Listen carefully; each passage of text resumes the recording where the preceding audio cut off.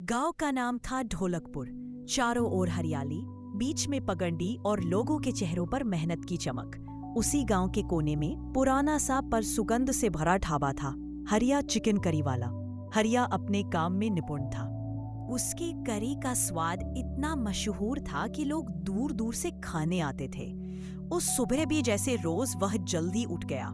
सूरज अभी अभी उगा था, आसमान सुनहरा हो रहा था। वो अपनी थैली लेकर चिकन की दुकान पहुंचा और बोला, भाई 10 किलो ताजा चिकन पैक कर दो, जल्दी देना, ढाबा लगाना है। देता हूँ भाई, पर आज से दाम बढ़ गए हैं। कितना बढ़ा दिए रे तूने? बस थोड़ा ही भाई, अब 240 रुपए किलो है। हरिया ने गहरी सांस ली। ठीक है, दे दे, और कोई चारा भी तो नहीं। वो चिकन लेकर चला आया, लेकिन दिल में चिंता थी। अगर दाम बढ़ा तो प्लेट भी बढ़ानी पड़ेगी। लोग मानेंगे क्या? दोपहर को जब उसने ढाबा लगाया तो उसके पुराने ग्राहक आ पहुंचे। एक प्लेट चिकन करी लगाओ, बहुत भूख लगी है। अरे भाई, अभी लगाता हूँ, पर सुनो, आज से दाम बढ़ गए हैं। क्यों भाई, क्या हुआ दाम बढ़ाने को? चिकन महंगा हो गया है और मेहनत भी ज्यादा करनी पड़ती है। अब 180 रुपए प्लेट पड़ेगा। भाई इतने में तो हम मटन खा ले, इतनी महंगी चिकन करी हमें नहीं चाहिए। इतना कहकर वे चले गए। शाम तक मुश्किल से 2 प्लेट बिकी। हरिया ढाबे के पास बैठा और सोचने लगा, अब क्या करूं? अगर यही हाल रहा तो ढाबा बंद करना पड़ेगा।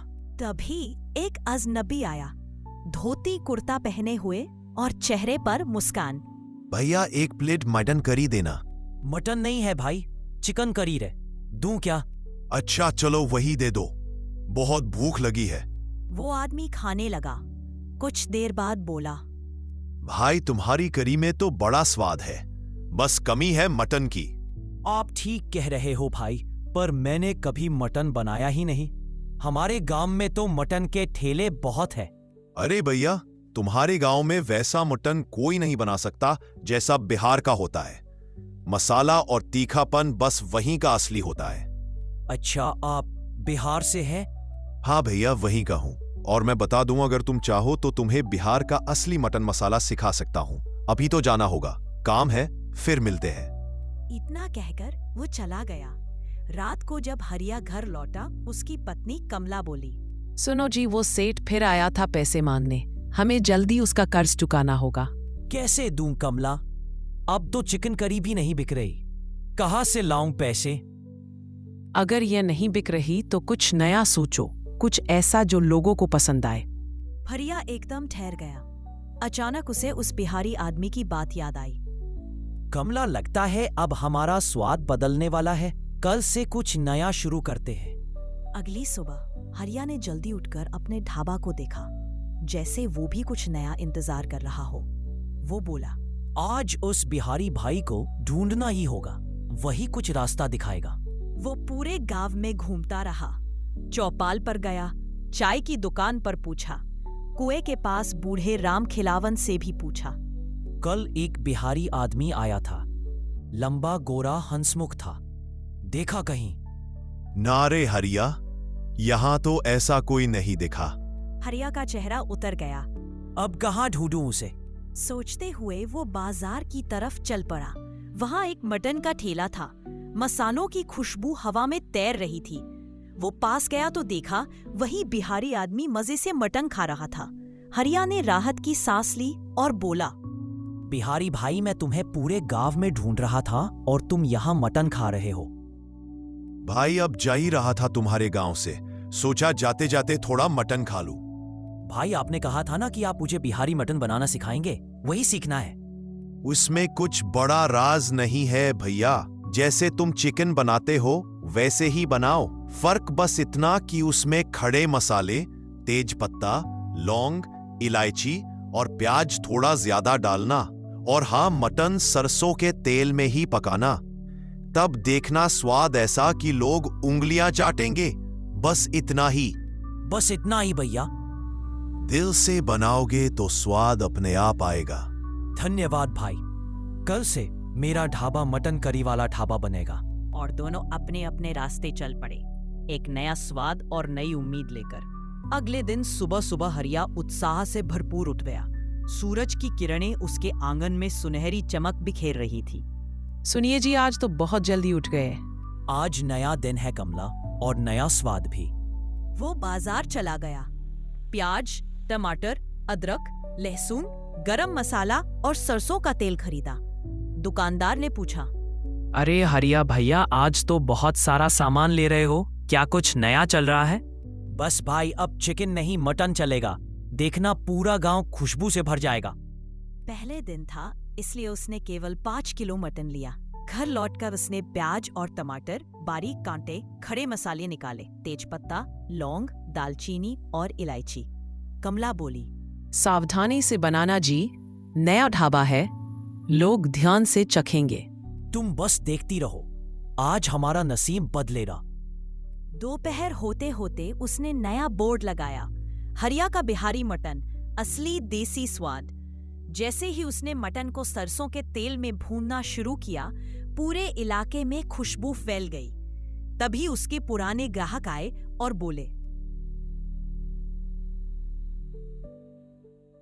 हरिया, आज तेरे चिकन की खुशबू कुछ अलग ही लग रही है भाई। भाई, यह चिकन नहीं है, यह तो बिहार का स्पेशल मटन है। नया स्वाद, नई कहानी। अरे वाह, नया स्वाद मतलब क्या? मतलब मसालों का जादू और सरसों के तेल का तड़का। एक बार खाओगे तो बार बार आओगे। नाम सुनते ही मुंह में पानी आ गया। पर दाम क्या है भाई? मटन है मतलब महंगा होगा। ज्यादा नहीं, बस 280 रुपए प्लेट। भाई, खुशबू तो जबरदस्त है। अब चाहे जो भी नाम हो, 2 प्लेट लगा दे। हरिया ने प्लेटें सजाई। गरम गरम मटन करी, सादा चावल, साथ में कटी प्याज और नींबू। ग्राहक ने पहला निवाला मुंह में डाला और आंखें बंद कर ली। अब गांव के बाकी मटन वालों की छुट्टी, भीड़ बढ़ने लगी। सारा गांव चंदन के मटन की तारीफ में डूब गया। लेकिन उसी समय गली के कोने पर 3 पुराने मटन ठेले वाले एक दूसरे को देख रहे थे। देखा, अब तो सब इसके ढाबे पर जा रहे हैं। अगर ऐसा चला तो हमारे ठेले बंद हो जाएंगे। कुछ तो करना पड़ेगा, इसका ढाबा बंद कराना ही होगा। शाम को जब हरिया ने ढाबा समेटा, उसकी आंखों में चमक थी। कमला ने पूछा, कैसा गया दिन? आज का दिन सबसे अच्छा था। बिहारी मटन ने कमाल कर दिया। लेकिन उसे क्या पता था कि अब उसकी असली परीक्षा शुरू होने वाली थी। अगले दिन सुबह हरिया पूरे जोश में था। कल के शानदार दिन की याद अभी भी उसके चेहरे पर मुस्कान बनकर झलक रही थी। वो गुनगुनाते हुए मटन भून रहा था। सरसों के तेल में मसालों की खुशबू फिर से पूरे चौराहे पर फैल रही थी। तभी उसके पास तीनों पुराने मटन ठेले वालों में से 2 आए। अरे हरिया भाई, जरा इधर तो आना, 2 मिनट बात करनी थी।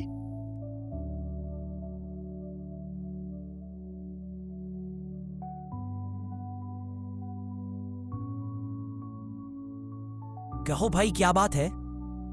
कुछ नहीं, बस तुम्हारा मटन तो पूरे गांव को दीवाना कर गया है। अब हमारे ठेले पर कोई नहीं आता, सोचा हमें ही अपने पास काम पर रख लो।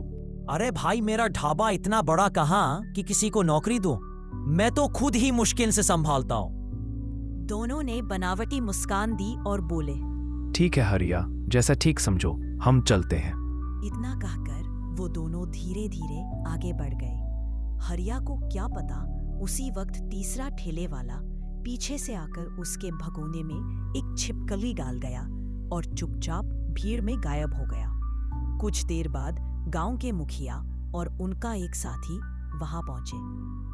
अरे हरिया, तेरे मटन की बहुत चर्चा सुनी है, आज हम भी चखेंगे तेरी मशहूर बिहारी करी। जी मुखिया जी, आज आपको ऐसा स्वाद मिलेगा कि याद रह जाएगा। उसने झटपट गर्मा गर्म मटन चावल के साथ परोसा और सामने रख दिया। मुखिया ने पहला कौड़ लिया, मुस्कुराए, लेकिन जैसे ही दूसरा निवाला उठाया, उनकी थाली में कुछ गिरा। अरे ये क्या? छिपकली! मुखिया चीख पड़े, थाली जमीन पर गिर गई। हरिया, तू गांव वालों को ऐसी मटन करी खिलाता है, आज से तू इस गांव में ढाबा नहीं लगाएगा। हरिया के पैरों तले जमीन खिसक गई। मुखिया जी, मैं कसम खाकर कहता हूं, मुझे नहीं पता ये छिपकली कैसे आई। मैं कभी ऐसा नहीं कर सकता। पर कोई उसकी बात सुनने को तैयार नहीं था। मुखिया और गांव वाले गुस्से में चले गए। हरिया वहीं बैठा रह गया, आंखें भर आई। फिर धीरे धीरे बोला, जब वो दोनों मुझे ढाबे से दूर बुला रहे थे तभी कुछ गड़बड़ लगी थी। जरूर उन्हीं ने यह किया होगा। उसने गहरी सांस ली और कहा, अब चाहे जो हो जाए मैं इस साजिश का पर्दाफाश जरूर करूंगा। वो ठेला समेटकर चुपचाप घर चला गया, लेकिन इस बार उसके दिल में डर नहीं, इंसाफ की आग जल रही थी। अगले दिन गांव के चौराहे पर सन्नाटा था। हरिया का ठेला बंद था। वो अपने घर में बैठा सोच रहा था, अगर सच्चाई सामने नहीं आई तो मेरी मेहनत सब व्यर्थ जाएगी। वो सबूत ढूंढने निकल पड़ा। चलते चलते उसने देखा कि तीनों मटन ठेले वालों में से 2 के ठेले पर अच्छी खासी भीड़ थी, लेकिन तीसरे के ठेले पर कोई ग्राहक नहीं। हरिया के चेहरे पर हल्की मुस्कान आई। यही मौका है। अगर मैं इसे अपने पक्ष में कर लूं तो सच्चाई खुद सामने आ जाएगी। वो सीधा उस ठेले वाले के पास गया। वो आदमी उसे देखकर चौंक गया। हरिया, तू यहाँ सुना था तेरा ढाबा तो बंद हो गया। हाँ भाई, कुछ दिन के लिए। पर ये बता, तेरे ठेले पर तो कोई ग्राहक नहीं दिख रहा। बाकियों के ठेले पर तो लाइन लगी है। पता नहीं हरिया, कल तक सब ठीक था, आज कोई आ ही नहीं रहा। अगर तू चाहे तो मैं तुझे बिहारी मटन बनाना सिखा सकता हूँ। गांव वाले उसके दीवाने हैं। सच में सिखा देगा? बिल्कुल, पर एक शर्त है। कौन सी शर्त? मुझे पता है तुम तीनों ने मिलकर मेरे मटन में छिपकली डाली थी। अगर तू मुखिया जी के सामने सच्चाई कबूल कर ले तो मैं तुझे पूरा बिहारी मटन बनाना सिखाऊंगा। वो सोच में पड़ गया। वैसे भी मेरा ठेला अब चल नहीं रहा। अगर सच्चाई बोल दूं तो मुझे नया स्वाद भी सीखने मिलेगा। ठीक है हरिया, चलो मुखिया जी के पास चलते हैं। दोनों सीधे मुखिया के घर पहुंचे। वो ठेले वाला बोला, मुखिया जी, हरिया बेगुनाह है। हमने ही मिलकर उसकी करी में छिपकली डाली थी। गलती हमारी थी। क्या तुम तीनों ने एक निर्दोष को फंसाया? ये बहुत बड़ी गलती है। आज से तुम तीनों गांव में ठेला नहीं लगाओगे। फिर उन्होंने हरिया की तरफ देखा और मुस्कुरा कर कहा, और हरिया, आज से तू ही गांव का अकेला मटन वाला होगा। तेरा ढाबा ही असली ढाबा कहलाएगा। धन्यवाद मुखिया जी, आज मेरा विश्वास जीत गया। अगले ही दिन हरिया ने फिर से अपना ढाबा लगाया। गांव के लोग उमड़ पड़े। पहले से भी ज्यादा भीड़ थी और यूं हरिया बना गांव का मशहूर बिहारी स्पाइसी मटन वाला। मेहनत, सच्चाई और स्वाद का सच्चा उदाहरण।